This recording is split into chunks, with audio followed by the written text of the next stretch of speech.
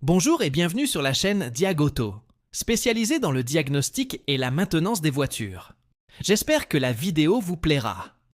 N'oubliez pas de nous soutenir. Absolument.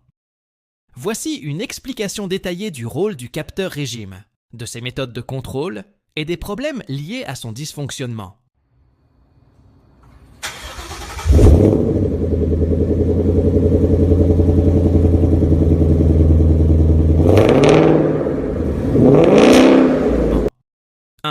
Rôle du capteur régime ou capteur PMH, pointe-mort haut.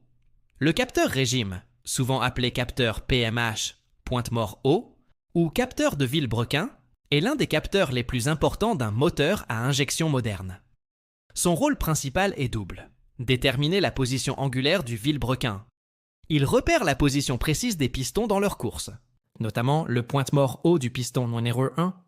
C'est une information essentielle pour calculer le moment précis où l'ordinateur, le calculateur moteur, doit envoyer l'étincelle vers la bougie, allumage, et la commande d'injection vers les injecteurs. Mesurer la vitesse de rotation du moteur, RPM. En comptant les impulsions du capteur sur une durée donnée, le calculateur peut déterminer la vitesse de rotation du moteur en tours par minute. En résumé, sans le signal de ce capteur, le calculateur ne sait pas où en sont les pistons. Il ne peut donc pas déclencher l'allumage et l'injection de manière synchronisée. Le moteur ne peut tout simplement pas démarrer. Votre moteur cale, refuse de démarrer ou a des ratés. Ça pourrait bien venir du capteur de régime moteur, aussi appelé capteur PMH. Avant de paniquer, voici comment le contrôler vous-même. Première étape, la plus simple, le contrôle visuel. Jetez un œil au connecteur.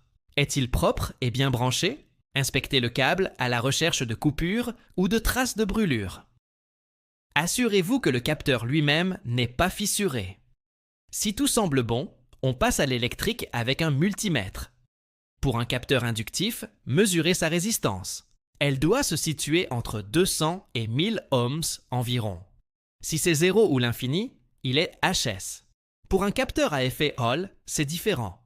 Mettez le contact et vérifiez qu'il reçoit bien son alimentation en tension.